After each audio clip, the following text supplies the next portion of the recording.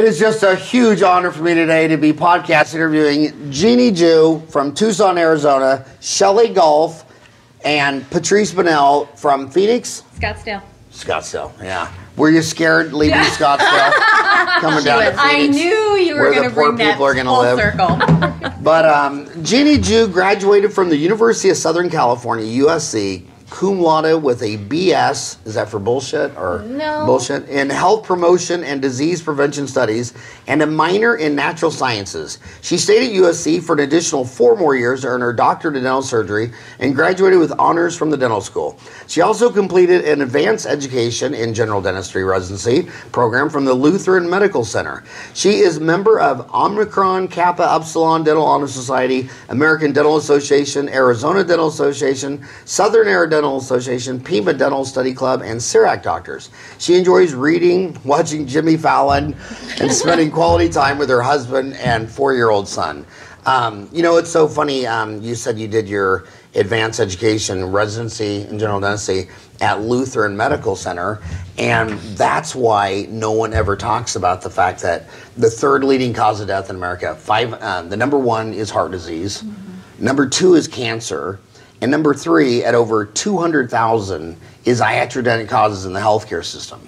And the reason the press doesn't go after it, it's because they're all called Lutheran Medical Center, St. Francis Hospital, Sister Mary Aloysia of Minnesota. And the news people just, it's hard to throw the Lutheran Medical Center under a bus, and they're nonprofit. But it's amazing how incompetent the healthcare system is. I mean, it's just amazing. So you were born in Santa Ana, California, and grew up where? El Monte, California. And so in your journey, how did you end up in Tucson? I met my husband during residency program. My attending periodontist introduced me to my husband. They were classmates in dental school, and it was a Friday afternoon. He was getting his hygiene check by Dr. Choi, and there you have it. The love sparks. So was he born in Tucson? No, he's from Korea. He was born in Korea? Yeah, I came here at age 12, and then he ended up just to work in Albany, New York. That's where I was. And then he was on his way to Tucson, and then we did long distance for about a year during our program, and then somebody had to move. We had to be a serious relationship, so then I committed to move to Tucson. Well, that is so cool to marry a man whose mother lives on the other side of the world. Well, she's here. You moved her here? You couldn't have fought it with a lawyer? Or No. You should have found the best immigration attorney there is and say, cancel that visa. You couldn't do it? No, couldn't So do where it. does she live? She lives in Tucson, but a good hour away. So that's a good compromise. So it must be a dilemma because you have a 4-year-old son. So are you going to raise him bilingual in Korean, or He's totally English speaking. So he's not going to teach him Korean? You know, we speak English to each other, so. Yeah, it's funny because being us living here on the border of Mexico, I'd say most all my Mexican friends are very upset that their mom didn't teach them Spanish. And then the moms always say, well, we're in America now. I wanted you to learn the native tongue. And they're always like, well, we could have, other families, like you could. Now, are you fluent in Vietnamese? I'm okay. I'm not fluent. Because some parents, if you would only speak to him in Vietnamese, he would only speak Korean. Yes. And then he'd learn English everywhere else, and he'd be trilingual. Yeah. Well, I went to Vietnamese school and Sunday school. I'm Catholic too, and then but my brother and I would run away and we speak English, and you have your friends speak English. You just kind of lose it, and then now I don't. Yeah, if you don't use it, you lose it. Well, you know what? I'm so glad you came on the show because I'm actually using you today. I don't know if you know that, but I think I kind of know. My number 1 complaint on the magazine for years. And the number 1 complaint on the podcast, the magazine, I'll never forget, I was lecturing at a New Jersey dental school, and this female dental student walked up to me, and she had it open to the editorial directors, the deals, and they said, oh, it's all men. And she flicked the magazine right at my face and walked away, and I ran out in the hall, and I'm calling the president of my academy, Lori. I mean, because I'd never even thought about it. I said, they're all men, and these classes have women. And then I get complaints saying, well, how come in the magazine or your podcast, if it's a dentist, it's a man, and if it's a woman, it's a hygienist or 2 consultants? And I said, do you think I'm not really well aware of this? So if you were a man and you wanted to be on this show, we're booking into, how late are we booking right now? August. Wow. If you're a woman, today, right now. Right now. As soon as we're done, we'll go. And we just got, you know, Jeannie, is it McCarran or Jeannie, the pediatric dentist one? Jeannie McLean. I only call her Jeannie. She's a pediatric dentist in Glendale. Amazing. Been on the New York Times. Did some online C courses, and we finally got her on the board today. So we have an official female dentist on there, because a lot of magazines, a lot of places, they have editorial boards. But if you ask those people, they're just a figurehead. They don't do anything.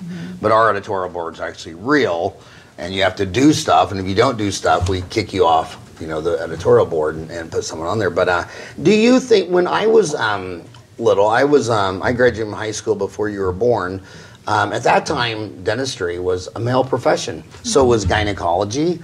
And when we went to, when I was a freshman in dental school, the senior class had one woman, and we called her Man Woman. And I'm not even kidding you. I'm not even kidding you. We called, because you didn't really, no one really knew. But my class had like a dozen, and now you go in these dental schools, they're 50-50. And you know what? You go back to the complaints, and I was little, listening to my 5 sisters, and when all the gynecologists were male, and you told them you had pain or whatever, they said, quit being hysterical. Hysterical is a Greek word for uterus. That's like, you're being a uterus. And now all the gynecologists are women, and I'm predicting the same thing in pediatric dentistry. In the last 5 years, every dental school I've been in, the pediatric residents, there'll be like 5 or 6 of them, they're all women. And so do you think dentistry is going to be different now that half the graduates are women? Well, this is all I know, so for me it's normal to see women. It's only when I started working that I realized, oh, it's a lot of men. But then, you know, to me I'm okay with it. But I do think that, yes, more women are in the field. It's nice to have women role models, and I look up to men the same way too. It never was really an issue for me, but now that I met these lovely women, I'm like, wow, you know, the girl power, it's really good. And so I like it a lot. I like how we're working together. Equally, for sure. Oh, I lost so many. I got more hate mail than anything in the world, saying, you know, my granddaughter Taylor's 5. Yeah. And I grew up with 5 sisters, and I saw sexism brutally in my own home. Like, we lived 100 yards from the Arkansas River, and my mom would put me in jeans and iron patches on the outside, and I could swim in the river. My sisters put in dresses, they could only go within 10 feet of the edge, and if they soiled their dress, they were in trouble. And I just thought, why can I swim in the river? I mean, what is my wiener, a flotation device? I mean, you know, what is the deal? And then all the presidents were men, and then I go into healthcare, where at the time, when I got out of school in '87, all employees in healthcare were women. It wasn't until America lost 50 million manufacturing jobs that you start to see men now going. Like, I got a male dental assistant, I had a male receptionist up front, but you didn't see that in the 80s. You had to lose 50 million jobs before these hospitals even passed like 3% men. I saw that with the assistants where, you know, they get divorced. Well, where do the women go? Where do the children go every time when there's a divorce? They go with dad or mom? I don't know.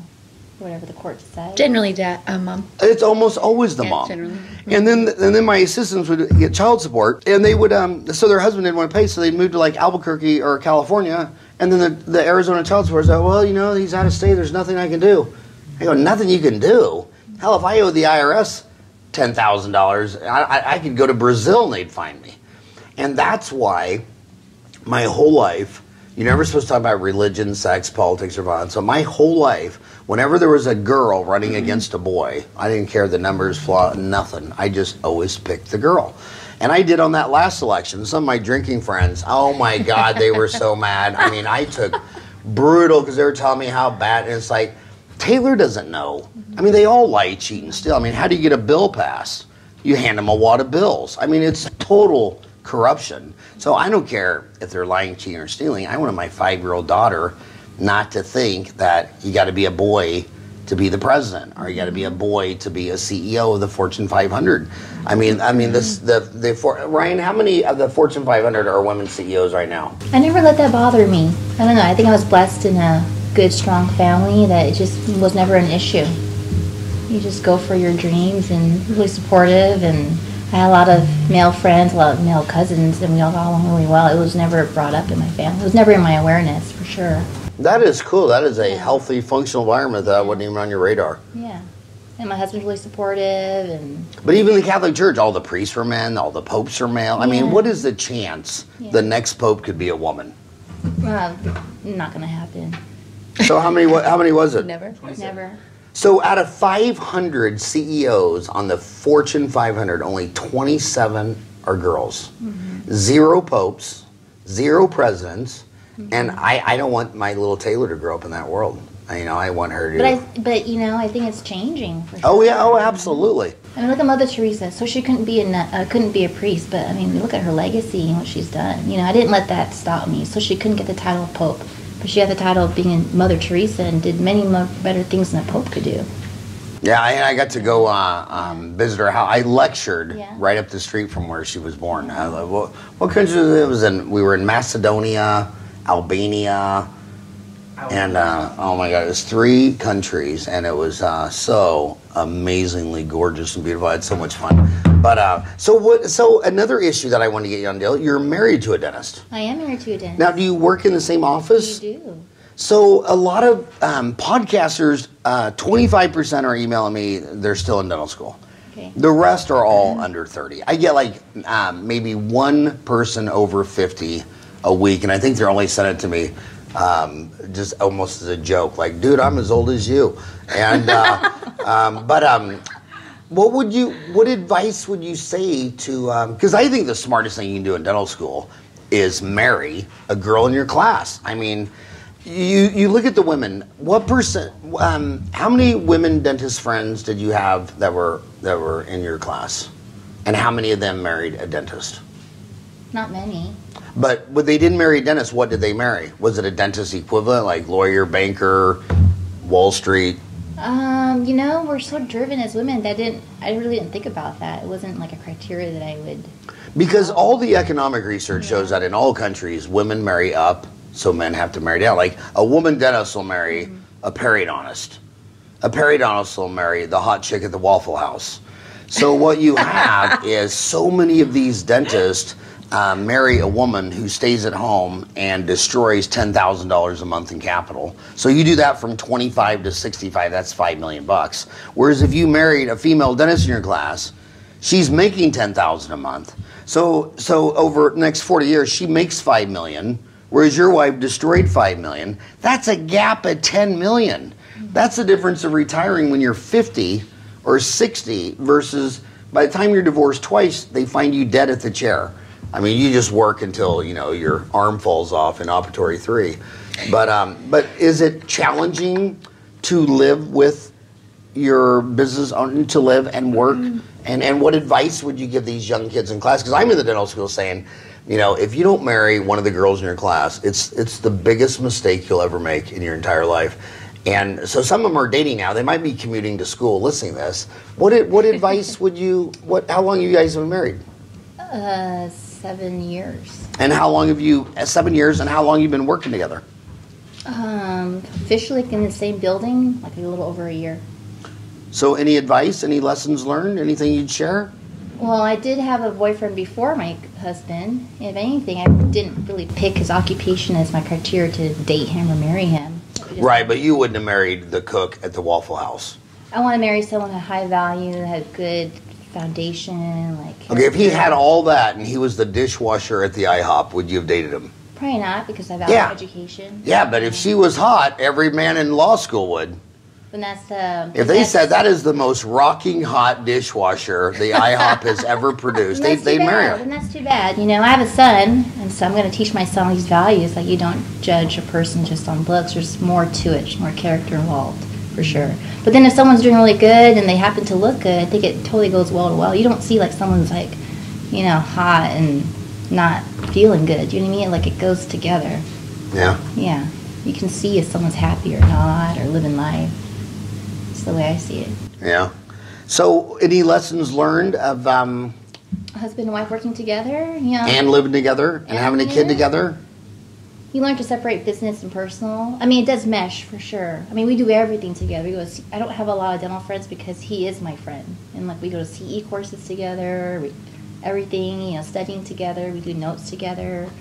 And so, but then when we get to work, get home, you know, I watch Jimmy Fallon. He plays his PC game and we just kind of do our thing. What game does he play on the PC? I don't know. He's actually the Bitcom right now playing. Minecraft? I don't think it's Minecraft. It's something else. So now, is he a general dentist or a specialist? He's GP too. So you're two GPs in the same office? Two GPs, same office. And what are you guys, do you have divisions of passion? Like, are you going after Invisalign and he's going after implants? Or you told me you just got back from an implant course. Are you doing implants and he's doing... Or do you do complementary stuff, or do you try not to overlap each other's passion? We do the same. I think our philosophies are the same. We prep the same. You know, we have a competitive, healthy relationship. He looks at my prep. We joke. The patient says, "Oh, your shots were the best shots," and then I'm like, "Oh," and like, you know, we have a lot of fun.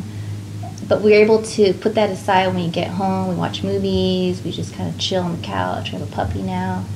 I don't know, it just works out. I think you respect each other. And you have to have your me time. He does this thing. He used to go to Best Buy or whatever. He used to go, he likes Costco shopping. He goes to Costco. I don't like Costco. And then I go to Orange Theory and work out. And it's just kind of, you just kind of find your balance and respect each other. For sure. And what's the difference between Orange Theory and CrossFit? Never been to CrossFit. I don't know. The Orange Theory is high interval training, and I like it. And I like music.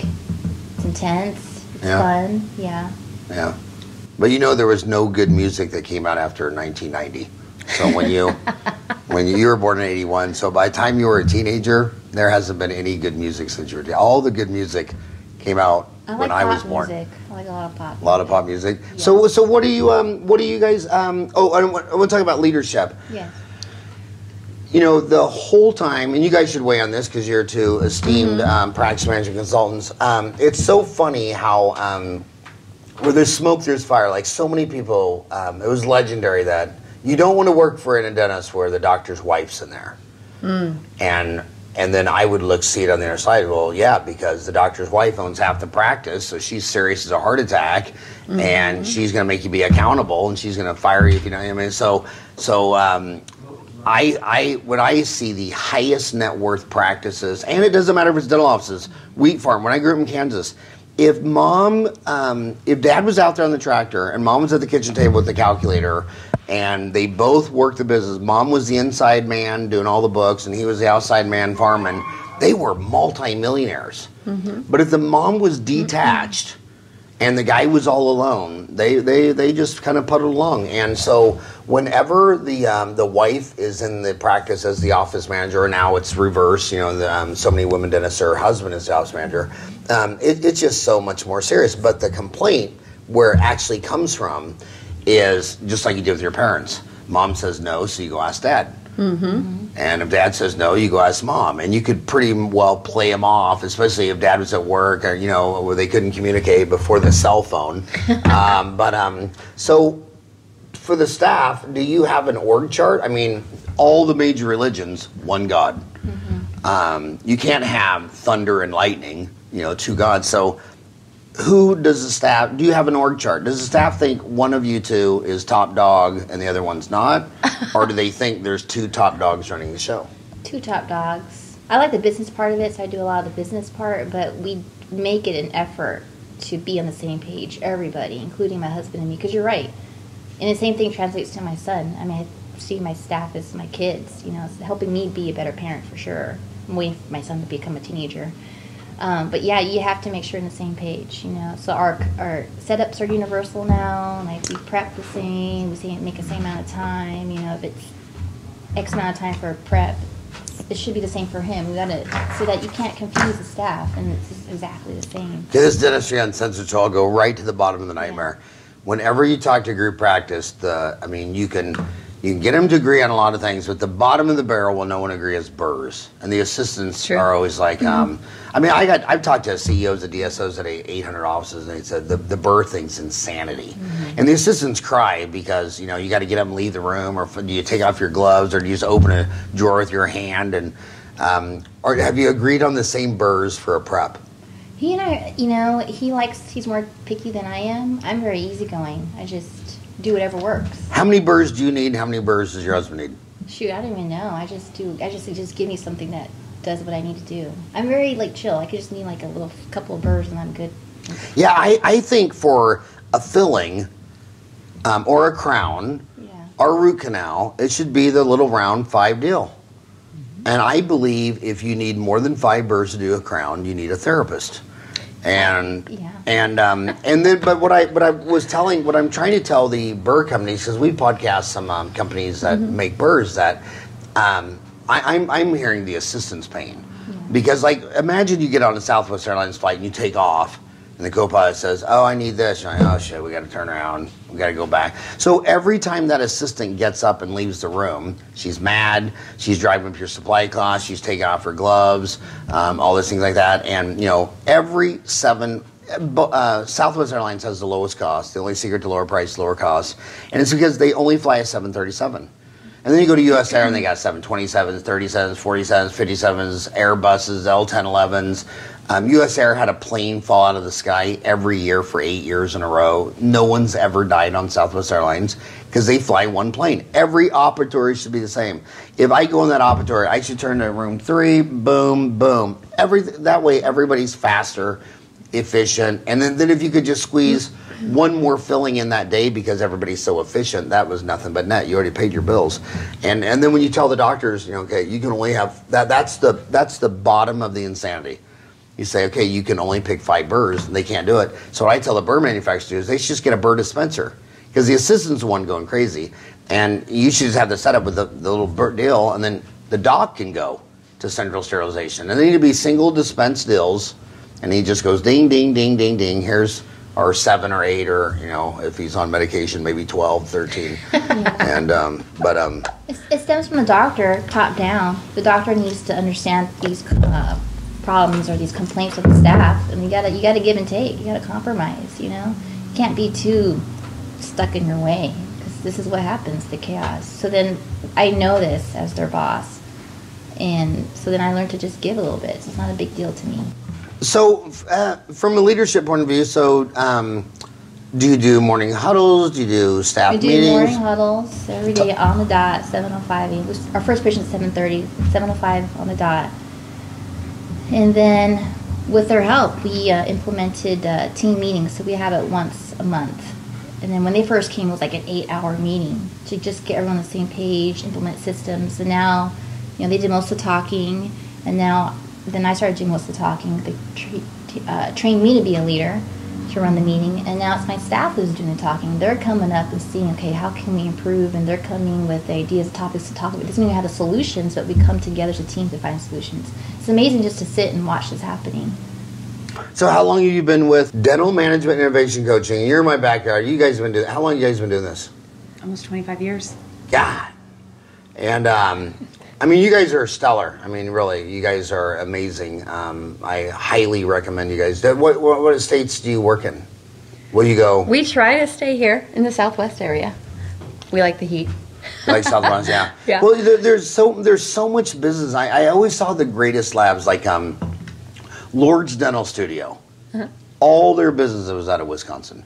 Green, all their business out of Arkansas. Then you see another business model like Glidewell, where it's 5%, but it's scattered all over. And I always thought those labs and consultants have said, you know what? There's 6,000. How many dentists are in Arizona? Over 4,000. No, there's over 6,000. Yeah, with specialty. It's like, with a specialty. It's like, dude, there's 6,000 dentists in Arizona. Yes. If you got to take clients in Maine and Canada, something's wrong. And you've been crushing in our backyard for years. But the thing I always, I'm always trying to be a leader to the dentists, in the fact that they're always naturally gravitated to shiny objects, lasers, and bone grafting. And I get that, because I love all this stuff. I got a CEREC machine. I just don't want to tell anybody. I bought every laser known to man. But those are toys that you put, with your 4-year-old, you put him in the bathtub with no toys, he'll be out in 3 seconds. If you put a bunch of trucks and crap in there, he'll stay in there until his fingers are all squiggly.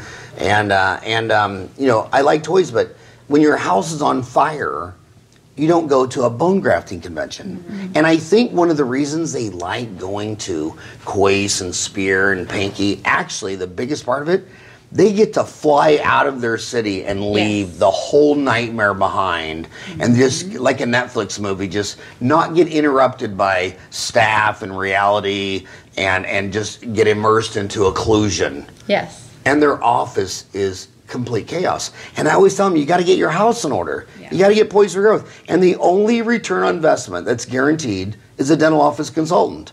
Not that I'm going to place implants. I mean, they'll get into implants and they'll go buy $100,000 CBCT. They'll fly all the way to the Dominican Republic. They'll drop 50 grand. They'll be 200,000 down before they even do one implant. It's like, okay, look, I can have a periodontist come in your office, place your implants for 50%, no debt, no nothing, and then you go get a consultant. Well, Howard, if they don't know how to talk to a patient about what they love and know and do, how are they going to even tell the patient that they offer that? It's a lot about even helping them understand themselves so they can get to that point.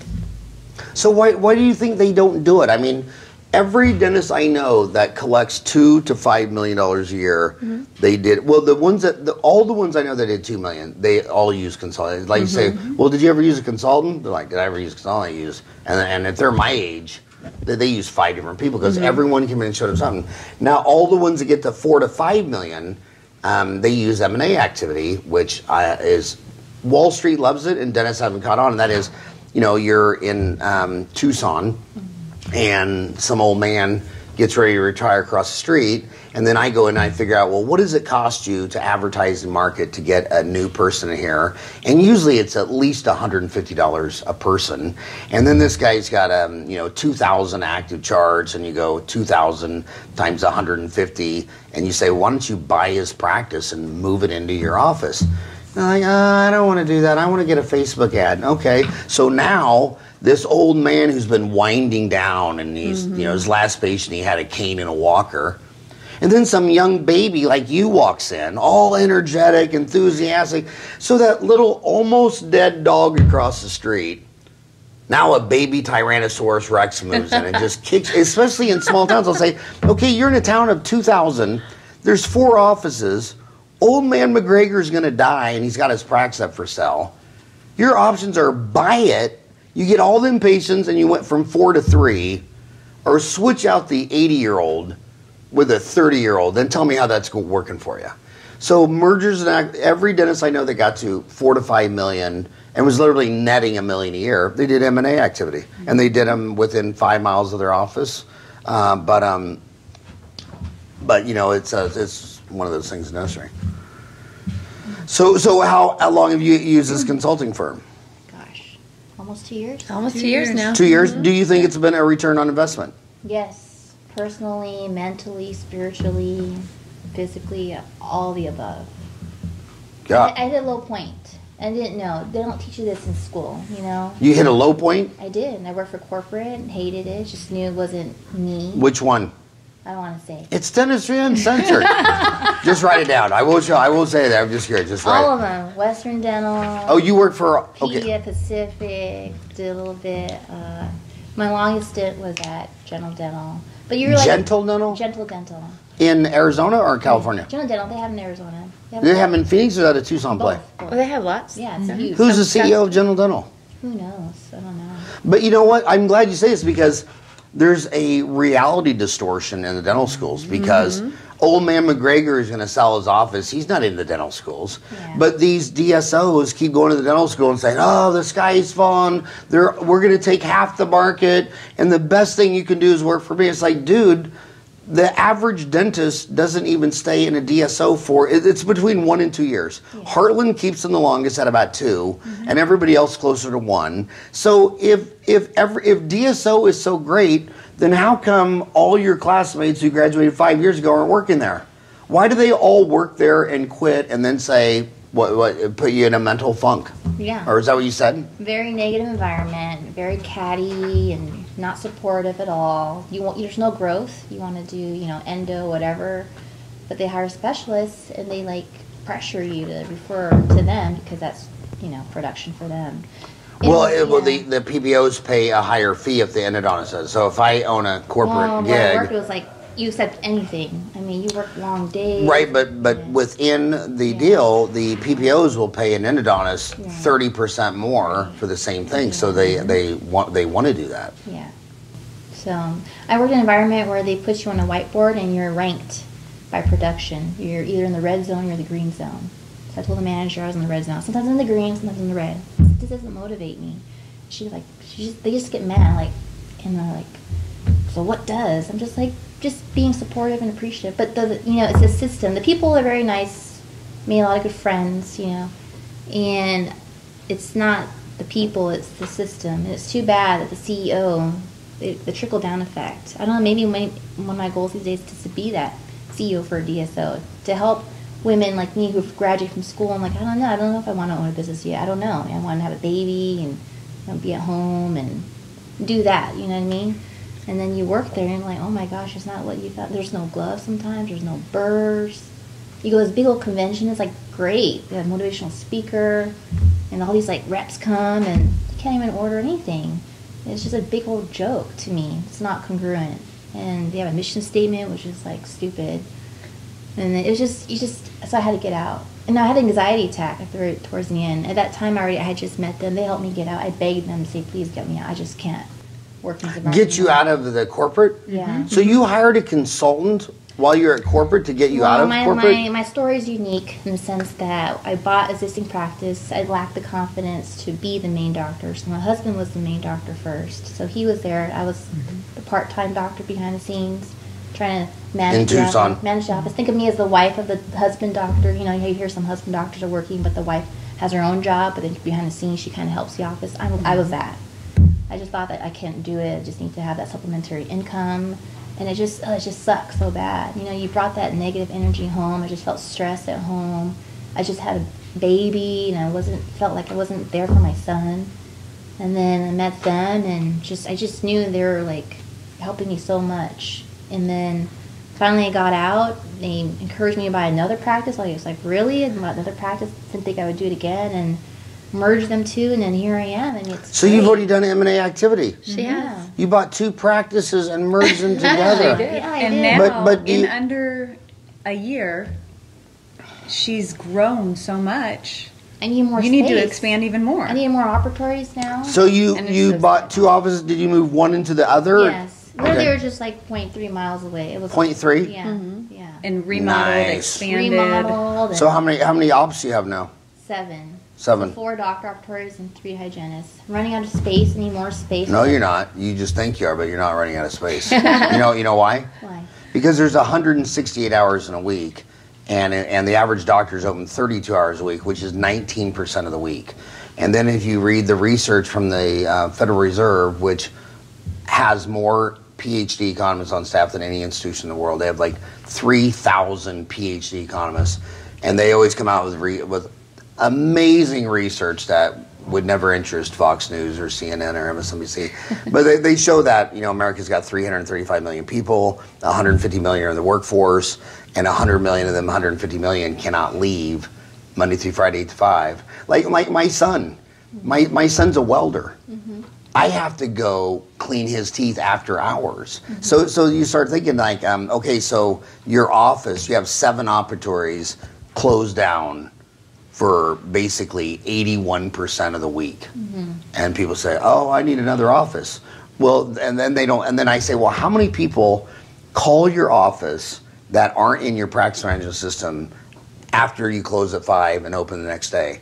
And they say, oh, well, none of the practice management systems are connected to your phone. I mean, when someone tells me they like Dentrix, my next question is, do you have a head injury, or did your mom drop you, or were you a hydrocephalic child? Because it number one, Dentrix and EagleSoft, they don't hook up to your accounting system. Mm-hmm. So when I was 10 years old, and my dad owned Sonics, the cash register is made by National Cash Register. They got swallowed up by IBM. Mm-hmm. There was more practice management. Like when the meat man delivered 50 boxes of meat, he entered it into the cash register. Mm-hmm. All your sales cash register, the payroll entered to the cash register. You could pull out a little roll of paper at any time and say, my dad say, okay, today our food costs were 31%, our marketing is 4%, labor was, so we collected $2,000 and I made $412 net income. No dentist has any of those tools. So when someone calls your office, it doesn't. You can't leave Friday at noon and come back Monday and say 18 people called your office, and 12 of them were not in your patient deal. Your staff. You don't do payroll. It's your number one cost is payroll. 25% payroll, 10% labs, 6% supplies, 5%. I mean, your payroll. It's just compare the management information system that Dentrix and Eaglesoft get. Here's McDonald's. I'm 24 years old. It's 9 o'clock on a Wednesday night. A fax machine says, hey, manager who's 27 years old managing a $3 million business that will run a 14% net income. It'll say, it's Wednesday at 9, we close at midnight. We're supposed to do 19% crew labor. You got 3 cooks logged in, send one of them home. You got 3 receptionists logged in. Don't send Amy home, she always comes up long. Send Rochelle home, she always comes up short. I don't understand why you're using 640 cups today, but you've only sold 635 drinks. So somebody employees is using a cup, tell them to use something else, a Dixie cup. The cups we buy from McDonald's are 15. They have a management information system. Then you go meet a doctor, a dentist, who knows the difference between geometry and trig, can do calculus, can figure the velocity of a rocket going to the moon. And you say, what's your labor today? Look at the website. It's not any interference. The average website, 100 people land on your website for 3 to call. Mm-hmm. Your practice management system doesn't even tell you that. The 3 that call, how many does it take to convert to come in? Well, the average 3 people have to call before your receptionist converts 1. It doesn't track that. How come it doesn't tell you at the end of the day, 12 people called your office? A lot of marketing you see outside of healthcare. If you're a new customer, call this number. If you're an existing customer, call this number. A dentist's like, well, we're on Dentrix and Eaglesoft, so we just drink Listerine all day, and we don't give a shit what number you call. Send us a telegraph. And so then it would say, well, 13 people called your office that are not in your practice management information system, and only 3 scheduled for appointment. Well, if you're the doctor, you say, well, hell, give me those 12 names and numbers. Mm-hmm. And your receptionist could say, hey, Cherie called. She talked to me for like 5 or 10 minutes, but she didn't make an appointment. Okay, that's about an hour ago, and you're in between patients. You're walking the floor. Let me call her. Cherie, Dr. Howard Farran. I've been the dentist here 30 years. Valerie said you called and had a bunch of questions, and she says that maybe she didn't. Maybe you wanted to talk to the doctor. What's going on? And then you got another chance at a conversion. But and if Dentrix was doing anything right, why did a dozen other companies spawn up around them doing other stuff? Right? Mm-hmm. Yeah. How many companies can you imagine and can you think of just in Utah alone? Just in Utah alone, that should have all been in the Dentrix software. How many companies? How many companies just in Utah? Because that's where Dentrix is. Right, It's in Provo, Utah. So how many companies started basically making software to cover all the missing gaps of Dentrix? You've got the Practice Works, you've got the Eaglesoft, you got the... Yeah, all your marketing, all your SEO, everything. What is, here, let me, I actually made a list. That's how pissed off I am. I am, because I went down to Provo. I went down to Provo 12 times. Okay. You know where Dentrix or Eaglesoft is in Effingham, Illinois. I flew to Effingham on my own dime to talk to these people, and it was like talking to a wall, and it's just crazy. So here we are in Utah, in Provo, Utah, where Dentrix started up, and these are the companies that have Dentrix was ran by anybody with half a vision. You also have Boom Cloud dental membership software. You have the CAO group. You have Cottonwood Orthodontic, Curve Dental for on the cloud. Dental ATM, Dental Intel, dentalmarketing.net, all up the street from Henry Schein. You have Jive Communications, MaxTex, My Social Practice, Oratech, Ortho Select, Podium, Prosper Healthcare Lending, Wave Ortho, Weave. Why do you have Weave and Podium on the same street? Who's running and that's why I switched to Open Dental along with most people on Dental Town. You can tell Open Dental is the only one that doesn't advertise. And it's not that it does everything we want. It's just that the CEO came on the show and says, Nathan Sparks, it was started by his brother, who's a dentist, Jordan Sparks, and Nathan says, I hear you. And that's why we're open. You know why his brother Jordan started the company? Tell me. Because he had Dentrix. And he wanted to export all of his patients' names and addresses for labels. Yep. And he did some programming in college, and he realized not only could he not do it, but someone went in there and fortified walls to purposely make sure he could. So he called him up and he said, you guys actually went in there and went out of your way to make sure I could export. And he goes, yeah, because that's our data. He goes, my patients and addresses and phone number is your data? He was so pissed he started Open Dental. And I'm supporting the movement because you have all your accounting over here on Peachtree or Quicken or QuickBooks Pro or the one that Microsoft bought. And then you have all your patient information. And then you have your phone, which is now all moving digital. It's coming in on a cable wire. So we're at the verge. All the pieces are there to have a practice managed information system so that a droid, and now you have artificial intelligence with machine learning. So this could be completely fixed in an hour if anybody knew, well, we're in LA and we need to go to Phoenix. We need to put all these pieces together and build a management information system. But what you have is you have Dentrix and Eaglesoft and Phoenix saying, where are we? Where are we? While dozens of companies sprout up all around them trying to put all the pieces together. And they invited me to their users conference. Did they? Yeah, and I went. I'm like, when they invited me, I'm like, oh, well, maybe this is a gesture. Maybe it's an olive branch. No, they were so dumb. They didn't even know my thoughts on them. I mean, it was like straight out of a sci-fi movie. I mean, the guy opens up the deal with, well, 85% of our software is never used. I said, but don't you realize that's a problem? When you go to the Marriott or Hertz Rent-A-Car, the receptionist only has to do like 7 things to check in, and she can't go from 2 to 3 to 4. She has to go in order. By putting 5,000 million features on there that 85% is never used, that just gave her star eyes, and she's all confused. And I told that to Open Dental. The first thing I told Nathan, the first thing we got to do is be able to close out all the shit that is confusing and no one ever uses, so that we can get a process and you can say, this is Jeannie Ju's processing deal. The first thing we ask when they call is this, and you can't fill in the second square until you answer the first square. This is how we check them in. Here's how we answer a phone call. Here's how we check them out. Hertz Rent-A-Car, that whole thing is on an iPhone. Yeah. What's the miles? What is your last name? You know what I mean? Just a few data points, and then they print out a receipt, and you're gone right out of the airport. So I think dental consultants are going to be around for at least, from the number side, at least another decade before we can get all these parts together. But imagine the next generation when all the pieces are together with artificial intelligence. I mean, you'll have basically your iPhone will be telling you all day long, hey, someone just called Valerie, talk to her for 20 minutes, and ask 3 times if she could be seen today. And didn't schedule, and you got an opening at 2. So now you go call, So what are you passionate about on the clinical side? You said you're more passionate on the business side. Anything got you passionate clinically? I like crowns. I feel like I could do with my eyes closed. I think they're fun. That's about it.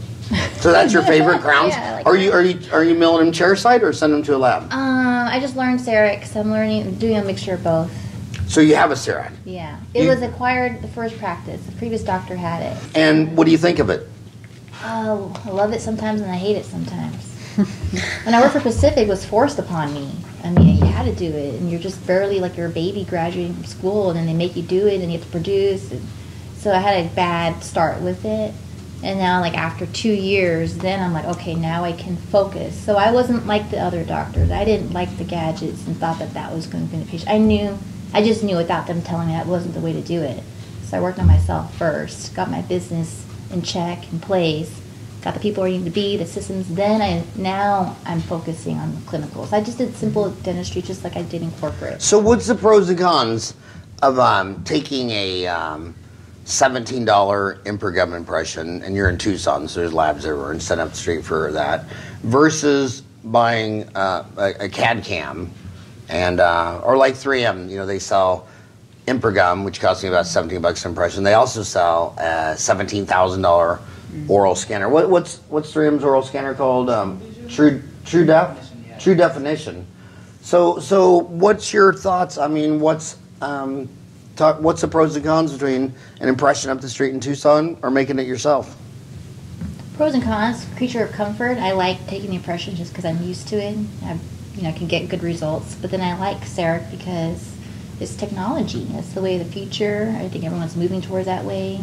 I could control my lab in terms of like how I want the design. It makes me a better clinician, learn how to prep better. I think it's great everyone does it just so you can see like this is your work. I mean, it's not just some stone model and blame the lab or whatever. You have more accountability in yourself as a doctor. And if I can't happen to do it that same time, you can just, temporize it and have them come back.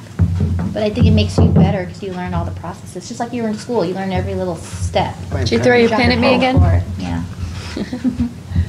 So, you meet doctors. I think it's a little it's like politics. You meet CEREC doctors and they really love it. And then you got the people who are really against it because it's a lot of money and it's true. Yeah, but how many of the people for it, like in NASCAR, who's supporting them. It says all the patches on them.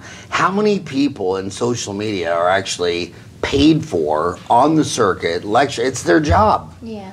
But they don't lecture in a NASCAR suit saying this entire seminar is brought to you by Sirona. Right. They're like, oh, I'm your homie too. No, you make your money treating patients. How many of them make their money selling, teaching, training CEREC? Mm-hmm. But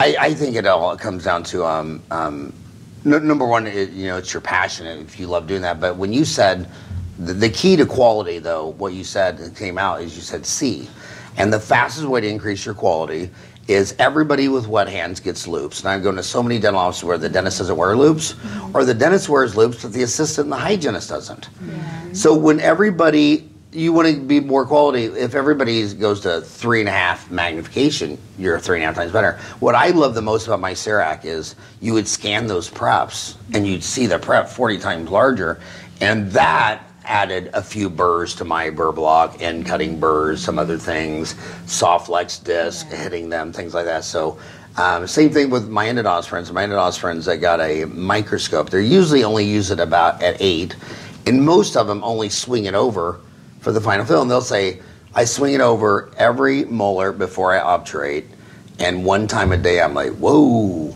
Not that they, sometimes it could be they missed a canal. Or sometimes they're already a fill, and this one canal still has sludge clear down the side of it. And so just same thing, taking the x-rays. When I got out of school, you had this little 1-inch Kodak film, and the view box is this big, so all this light's constricting your retinas to pinholes, while you're trying to look and have them dilated to see an x-ray. So to have that x-ray real big. Oh, I love it. Yeah, I mean, so I think when you're a talking monkey and the only thing we have is eyes and an opposing thumb, I mean, we don't have much else. I don't know if there's thumb transplants, but you can definitely magnification. So that's the best thing. Oh yeah, I think it makes you a better doctor for sure. Yeah. I wear loops, have a light. It's great. Now you have a light on your head? Yeah, or a optics. It's attached to my glasses. So it's attached to my glasses. Yeah. On the frame. And does the weight bother you? Does the weight bother your neck? No. You're still good? Yeah. So you have the battery pack in your pocket? Mm-hmm. Yeah. Yeah. And does your husband wear that too? Yes, he does. Yeah. So do you still have an overhead light? We do for the assistants, but I don't need it. Yeah. Yeah. Because they pack cord or where they're doing, they have the light. That's the strangest thing about dental assistants is, the reason I like the headlight is because if you ask for more light, 100% of all dental assistants first take all the light away and then focus it. It's like, okay, I didn't say I want to go into complete darkness and then more light. I just said more light. Could we just go from what we have now to a little more? But they're like, no, that's not how it works. It works, you lose everything. Rearrange it. And then bring it back. So the headlight is pretty cool. And I like Jay Resnick. There's actually a light company, and a recording company in Scottsdale by the Scottsdale Center. It's a new rage where dentists are wearing the lights, but they're doing the video recording. Oh. And Jay Resnick, I forgot the name of the company. The receptionist is Jenna Farmer. I know Jenna and Ray and Jay Resnick, and I'm trying to get the CEO on there because a lot of dentists are having fun with that, because what dentists have found out on their websites is that LoopCam. That's the Jenna Farmer. Jenna Farmer's nice. That's the company LoopCam. LoopCam, Loupcam. It's a little bit like chemical cookies. Yeah, because what these dentists are finding out is that, when I was little, only rich people flew in airplanes. Mm-hmm. I mean, and everybody even dressed up. I mean, when you wouldn't fly, men were in tights and suits and briefcases, and women. I mean, it was like going to church. Well, now with Southwest Airlines, I mean, any hillbilly from Kansas born in a barn's flying in a plane. So these consumers are getting on the internet, and when they're going to offices, they're seeing pictures of their own work, videos of their own work, where it says, "This is my own work." And what's really weird about that is, like, there was a dentist in Kansas City that's doing these big, huge cases, and his patients are flying in from these other cities around Missouri and Iowa and Kansas, and they're leaving towns of their best friends that they met while they're getting their diplomat in the International Congress of Implantology, and they're like, "Oh my God, you just left Wichita to come to Kansas City," and this guy's mentor lives in Wichita. But then you go to the website and it just says, "Oh, doctor this, alphabet soup bullshit, a mugshot, looks like, his mugshot when he had his DUI arrest," and you're the consumer. In fact, I think one of the most interesting things to do to dentists is, things I like to screw with dentists is, when they come into the office, they'll say, "Oh, let me call your office," and I'll call the office and it'll go to voicemail. Uh-oh. He's like, "That's cruel. God damn! I just cruel. left my office 4 minutes ago." and then I'll say, "Will you please call me back? I just moved to Phoenix. I got a broken tooth. Will you please call back?" And I give my cell phone number. And then we go to lunch for an hour. And in an hour, I just called your office, told them I broke a tooth, just moved to Phoenix. She still hasn't called me back. And the waiter's like, "What would you like to eat?" And he's like, "Double gin and tonic, shot of heroin, and some fentanyl." And then another one to do that's amazing is, I'll say to the dentist, I'll say, "Well, tell me about your practice. Like what do you like to do the most?" And they'll tell you, and then I'll go to their website. It's like, really? So you have your diplomat in implants, you want to build your implant practice, that's your most passion. I'm on your website. It doesn't even mention it. Mm-hmm. And so what's really neat also is to know your market. I think one of the best things you should do for your website is, because the website right now is one of the lowest hanging fruits. I mean, you have 100 people landing on your page for 3 to call, and 3 have to call for 1 to come in. Mm-hmm. And the close rate is 38% on just restorative dentistry. So 3 people have to come in that need a filling or a crown for you to do 1. So to do your filling, 3 had to come in. For 3 to come in, 9 had to call. For 9 to have to call, 1,000 had to land on your website. I mean, you fix anything on that funnel.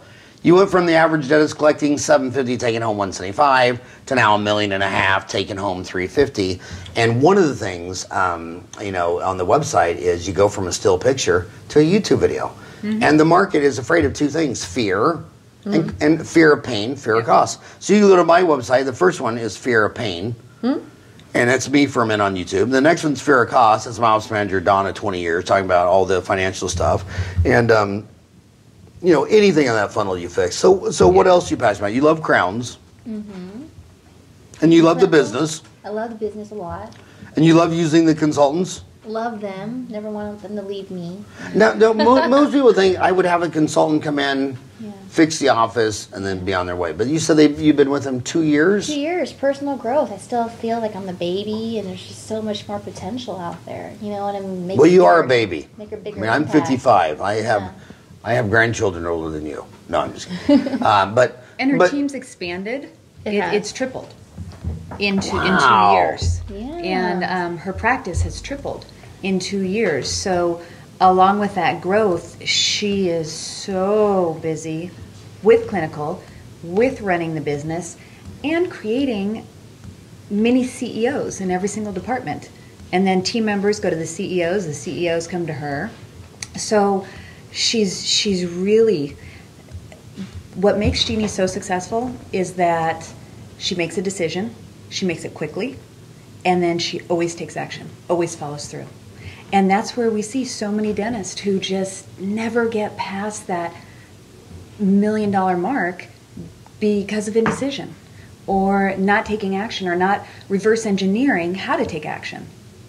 And she does, and she does it just like that. You know, Jeannie Ju, you remind me of another female Jewish dentist. When I got in town, I graduated in 87, I was born in 60, I think I was 24 years old. I think I turned 25 3 or 4 months after I graduated. And it was taking my office 4 months to build. And I got open September 21st. And so September 21st, this last September, was my 30-year anniversary. And I was looking for a job, and I knew no associate would hire me down in Ahwatukee because I'm going to go across the street. So I was looking at other parts of town, so I was talking to, back then it was HealthCo. Anyway, it turns out, long story short, after World War II, a lot of German dentists, during World War II, a lot of German dentists fled, a lot of German Jewish dentists fled Nazi Germany. And when they came here, they wouldn't give them a dental license, which makes sense because, I mean, Germany makes cars like Mercedes and Volvo, and we make the Chevy and the Ford. So obviously, they're a third world country. And so she went and got an attorney, and she said, can I sue and get my license because I'm from Germany and we have the best lab technicians. I mean, our lab schools are like 6 years long, and here's this shitty labs in this shitty country and this shitty dental schools. They said, no, you can't. It's tribal. But you can own a dental office because you are a licensed dentist. And per the statute of Arizona, you could own a dental office. So it forced her to go no clinical. And she said she cried and cried and cried and cried, but she realized that she didn't have the money or time to go back to dental school. And she just came here and children and all that stuff like that. So she opened a dental office. It was the best thing that ever happened to her because since she couldn't do clinical, she had to work on her business full time. Yep. By the time I hooked up with her, if she wasn't 85, she was 185. And you knew she was right-handed because her lipstick started here and it went up to like this cheekbone and then slid down the other side. She had a driver and she had 4 offices. They were all doing like $2.5 million a year in the 80s. That was a $10 million business. And it was her whole mojo. She had a driver and she just drive from one to one. It kept her going. If she had to do clinical, well, when do your eyes and like there's a big lawsuit right now that everybody's talking about with that pediatric dentist in Florida, you know? Okay. My first thought is, dude, you shouldn't be a dentist at 80. I mean, like Sheriff Joe, these young kids don't realize, we saw this was Reagan. You know, when he's 80 and he was forgetting and all this stuff, and you're like, oh, well, he's lying. Or no, he's 80. How many 80s are in, if he doesn't have dementia, how many are in pre-dementia or pre-Alzheimer's? And people with Reagan, I remember when I was in college saying, oh, he's lying. Yeah, and you find out later, no, he's real old and eventually had full-blown Alzheimer's. I'm 55. I couldn't imagine being a dentist at 80. I mean, you don't even realize how much better you see and your eye-hand coordination is in your 30s versus your 50s. And I guess so eventually you need to just be cerebral. You need to, eventually you're going to need to own a dental office and not drill, fill, and bill. And this lady was forced to do it when she was young. And she said, I cried for years. And now I look back and it was the single best thing that happened to me because because anybody can drill, fill, and bill.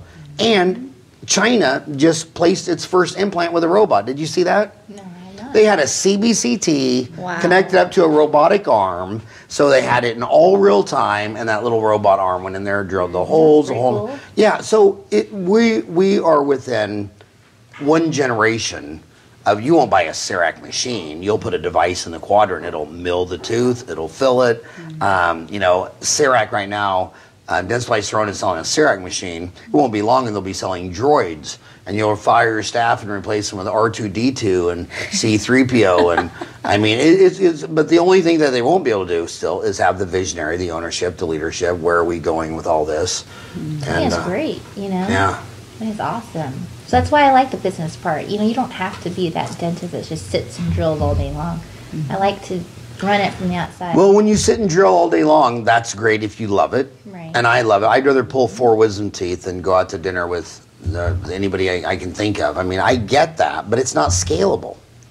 It's not scalable. And the reason I never did the DSO model is because I said, well, yeah, you can go find great locations and great advertising. You can do all this great stuff, but the product at the end of the day is the dentist. I mean, the staff can get him here. The office is hot. It's kind of like my favorite analogy of that is the Cleveland Browns. Look at the Cleveland Browns who didn't win a game versus the Patriots. Well, the Cleveland Browns, they got an A in social media, location, how they were a monopoly in Cleveland. Cleveland's where the Rock and Roll Hall of Fame is. It's on the lake. It's an awesome city. Their uniforms. Those are nicer uniforms than anything at U of A, ASU, or the Cardinals. I mean, they did everything right and didn't win a game. Why? Because they didn't have the right people, players and coaches. If you get the right people in a dental office, I don't care if you have ugly uniforms in the wrong city with too much competition. So you can do everything wrong, and if you have the right people, you're crushing it. So I could stamp out everything the Cleveland Browns had, but I couldn't find all the star players. And every time I found a star player, it's like, well, does that person want to work for me? Usually my star players, 7 to 10 years, what do? They want their own place. So the only thing I learned from that is if you get them on the young coming out, your star players all go to private practice. And the ones that stay aren't a star player. So what you do is you get the star players who ran the curve from like 30 to 50.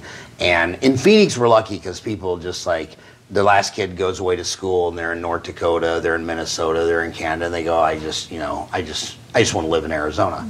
So all my 10-year all-star veterans were on the last 10 years, the 55 to 65. All the all-stars that I hired at 25, they were all in their own practice within 7 years. And then, so... No, something I have to consider. So it's very scalable. They asked me if I ever want to, hire an associate. Bring an associate in because you're at 5 days a week. You guys you're maxed. And you need measurements. Who's calling your office? So secrets from DSOs. One of the, they get A's in business. They get the right locations. They get the right funding. They got fast growth. They do so many things right. The only thing they can't do right is find someone like you to work for them from 25 to 65. So at the end of the day, they're the Cleveland Browns. And if they were doing it right, they wouldn't be trying to sell it to a venture capitalist. They'd be doing an IPO. I met the CFO. I asked him. CFO or CEO? CFO. He came by. Of what company? General Dental. And I told him I watched Shark Tank and I like reading books about business. And he was so shocked that I would be interested in that. So it just tells you a little bit about their mindset and whatever ideas they have about dentists they hire. Well, think of all the batshit crazy companies that are publicly traded. And not one dental company is. Because all it is a roll-up. And all a roll-up is they're buying earnings. So I go get a $10 million line of credit. I buy 10 offices for $1 million each. And I come back on Shark Tank and say, hey, I went from 0 to 10 million. They're like, great, well, how long will it be for you to give me back my 10 million? And then when will it start growing? Oh, well, that's not why we're here. We're here for another 10 million to buy 10 more offices.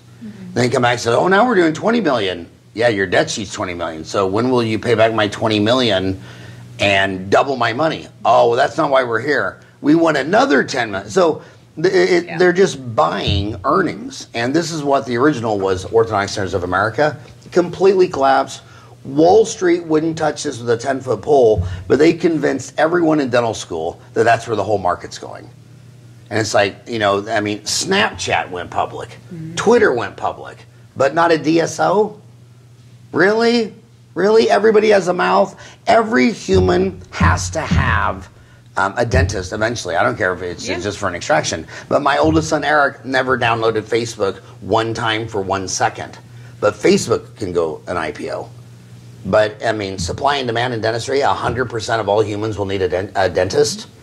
And, but not Facebook or Snapchat or Twitter, but they can go by. So the business model, there may be a business model, and I think if there is, it's going to be more in the lines of like law firms where after 5 years you're a partner. But see, no one's offering that. But you really don't even have a say because you don't have enough of a partnership. You don't get a say. For the lawyers? You're still an employee. I mean, you're still an employee. Yeah. Yeah. There's no decision making. And that works great if you do not want to manage people. But if you want to excel, if you want to be making more money, if you want to design your own business model within the business, you need to have your own practice. So all I would say, if they're, obviously, in 2018, I don't know what's going to be here in 50 or 100 years. I mean, God, I got out of school. I mean, I look at so many major markets I missed. I was a freshman at Creighton, and guess who lectured at our business class from Omaha? Warren Buffett, who was great friends with my 65-year-old long white-haired Italian with a ponytail business teacher, and they were just lovers. And I remember, I was all caught up in the nifty 50 and high tech and Xerox and Kodak, and here's this old man talking about, these C's candy in a furniture store, and I'm like, well, are you in Kodak or Xerox? And, I don't understand Kodak Xerox. If you can't take a 5x7 index card and write with a number 2 pencil and explain to me how you make money on one card, I'm not buying your stock. And I wrote a deal like, this guy's dumber than a rock. If I would have dropped out of Creighton and gave that tuition just for that semester to Warren Buffett and then went and got a job at the IHOP, I'd be a multi-millionaire. I remember when Dave Heilman, I was in 915 in my room with Joe Dovkin, who was an endodontist in Paradise Valley, who died a couple of years ago. He went early. That was sad. And just Dave Heilman come in, and he just bought this from Tandy Stores. It was a computer. And he's all excited. He came in, there's like 10 of us in this room, and he's demoing this laptop. And we're all trying not to laugh, and we're all pre-dental. And he leaves the room, and he was a computer major, and he was studying Fortran and Cobalt and Basic, and he left the room. We're just like all dying laughing, like, what an idiot. There's a dental school, a med school, and a law school, and he's got that stupid little thing. That is going nowhere. Okay, that was just like the biggest thing, So I have no idea where it's going, but I know that if there is a DSO model that will work, we don't have it now. And part of the litmus test is that you could go to Mark Cuban on Shark Tank, get $1 million, buy a dental office, and Mark would get his money back in a year or two, while that $1 million dental office grew to $2 million, then to $4 million, then to $8 million, then to $6. So that business model does not exist. Period. So man, you're so what's the next? You've already done. You already married a dentist. Good for you. That's smart. Knuckles. That was awesome. You already did M&A activity. You already hired a consultant. I mean, you're just coming out of the school and knocking everything over perfectly. What's your next big move? Where do you want to see yourself in 5, 10, 15 years? I want to do what they kind of do, help other dentists. I wish someone was there for me when I graduated. I wish someone was there on day of graduation at ceremony and said, hey, this is what it's going to be like. Because you just don't know. It's all clinical. It's all didactic in school, right? And you get your first job. I cried because it just sucked. Even through AGD, I got a little glimpse of it, but it was like mostly clinics. It wasn't like a real private practice. And then I had doctors there that were just... One doctor told me to kill myself. He said, just shoot yourself. You owe too much money. You got so much negative stuff. And then I moved out to Arizona. I got a job. That's actually illegal. It's illegal to tell someone to kill themselves. Did you know that? I didn't know that. I didn't know that. Yeah, and that one girl told her boyfriend to kill herself, and they had it on text. Yeah. She's in jail now. Wow. Well, that was a couple of years ago. Yeah. And so you just, you don't have that support system. I didn't know who to reach out to. Didn't have any role models or anything like that, And then just kind of did it on my own and hit rock bottom. Reached out for help. Reached out to my broker, the one that helped me find my first practice. And then here in Arizona? Yeah. Who was that? Chad Flake through AFCO. Chad Flake. Never met Chad Flake. Yep. You know what AFCO stands for? No. Alan F. Thornburg. And he wanted to have a son, Alan Jr., but she turned out to be a girl, so her name is Alana. His daughter's Atlanta, but AFCO, he sold more dental offices than anybody that ever lived in America. So you called your broker from AFCO. I played victim card. I said, this sucks. You got me this practice here, and just everything just going wrong. Staff hates me. I'm not making money. Yada yada yada. And then he helped me reach out to Patrice and Shelly, and then this is what happened. And I just realized, this is what it can be. They helped me see what life could be. And then and I want to do the same. I want to pay it forward to someone who's in dental school and just doesn't know. So I have well, they're not my family, but they're just my cousin's ex-girlfriend. She's in dental school, and the brothers. Funny story. The brother's girlfriend's in dental school too. And I just want to be there for them, when they graduate and like. In Arizona? No, they're in Louisiana. But just to be a mentor for somebody, like, hey, just call me up. I don't mind just talking to someone and say this is what's going to be like, help guide them. But then you graduate and you think you're the bomb, right? That you know everything. You don't want to hear it. And so, but they gave me skills to like get past that, to help guide that person to think. So you're not just telling them what to do, what to expect, but they'll at least be more aware. So when it does happen, you're like, oh, give them critical thinking skills, problem solve, things like that. And then I think that's rewarding for me, for sure. So what is it about you where you could raise your hand? Actually, I see it more with just women. Women just seem, I'll never forget when I was about 10, we had a station wagon. We drove from Wichita to Disneyland all the way to California. And me and my 5 sisters, you put all the things down the back, and we all sat around and played Monopoly the whole way. My mom and dad were up there with a case of Old Milwaukee and drinking the beer and throwing them out the windows. Good old days. I'll never forget when Mom just lost it because he was so lost in L.A. It was like, we should all just blow up the car. But he wouldn't stop and ask for help. And he finally did when Mom it was one of the only times I've ever seen my mom lose it. And he finally pulled it. But I was just sitting there thinking as a little kid, like, why would you rather just drive around in circles for an hour? Why would you that guy there pumping gas lives here. Yep. I bet someone's asked him where Disneyland is before. It's just so odd. Why do you think girls are so much more likely? Well, let me ask you this. What percent of your clients are now female versus male than it was when you started 25 years ago? 25 years ago, we didn't have female clients. We just didn't. It's really not. But what percent of your clients are men now? 90%. 90% are men? Mm-hmm. Mm-hmm. Huh. Well, that makes me feel good. Because men in general have a hard time. Yeah. They have a hard time with their emotions. They have a hard time. I always thought a lot of men don't get consultants because the consultants are women. And they don't want you to come in and say, oh, well, you're not a man. You're a disaster. Why do you, when you see a man driving down the street with a big old Mercedes Benz or a big old truck, what's the first thing you're thinking? Compensation. There's something, if you're all that in a bag of chips, you don't need, right. a Rolex watch and a brand new Mercedes Benz, and there's something missing. So why do you think what in your journey made you realize, I don't like the way I'm feeling. I don't like where I'm at. I want help. And then get it. Yeah. I love sports a lot. You can't only be so good unless you have a good coach. That's my analogy. I love tennis. I saw Nadal, and he was doing good, and he wasn't doing good, and the commentator talking about coaches and all that, and it just clicked for me. You have to have help. Otherwise, this is not how it should be. There must be. I got to find a way to get myself with somebody who knows what they're doing. Mm-hmm. And how can my homies contact you guys? You can go to the website, dmicoaching.com, and we've got a online practice assessment that somebody can fill out, or just contact us on there. And DMI stands for? Dental Management Innovation. And how much does something like this cost? It depends on what you need. I can't really even give you a price. We work with a lot of clients in Arizona. We also work with clients nationally. When I started my office, every time I hired a consultant, my first consultant back in '87, you remember Sally McKenzie? Oh, yes. And I was mad at her at dinner because she wouldn't quit her job and work for me.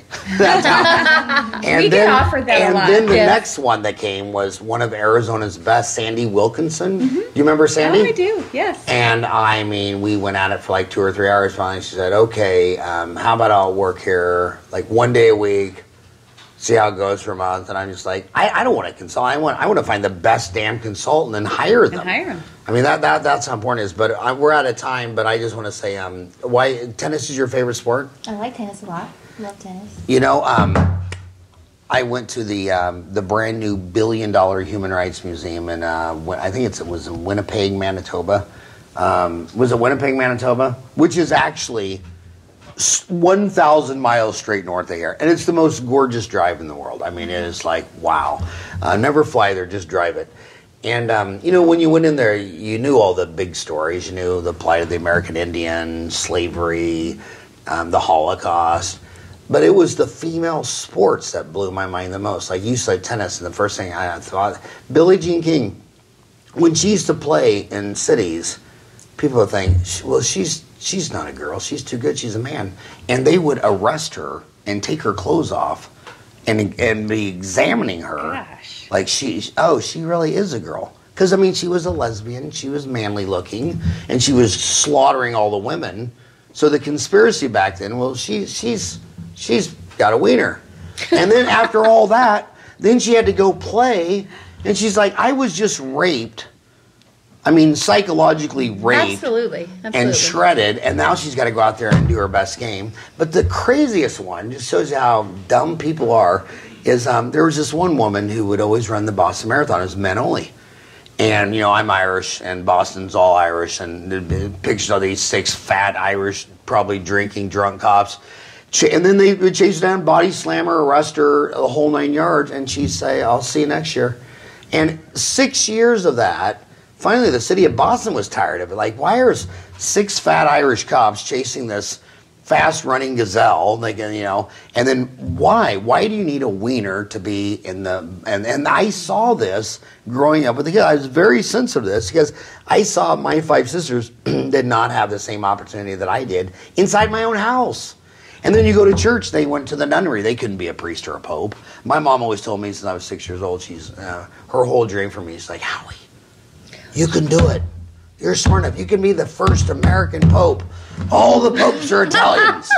You're going to be the first American pope. And I'm like, you know, God save the church. I'm going to be a dentist. But the bottom line is, the point making of that is right now it's so easy to realize that the Holocaust was so insane, and slavery, and you know, and Billie Jean King. Why are you? I mean, I wouldn't. I mean, even if you thought that was true, you would pull someone's pants off. So all that stuff looks so ridiculous today, but you don't see it in your own self. How you're stressed. You're not in touch with your feelings. You're not intuitive.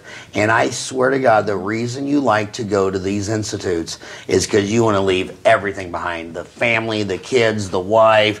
You just want to get on an airplane. As soon as you see your town disappear, you're like, to the waitress, bring me a drink. Yes. And then you get there and you meet guys and you just escape.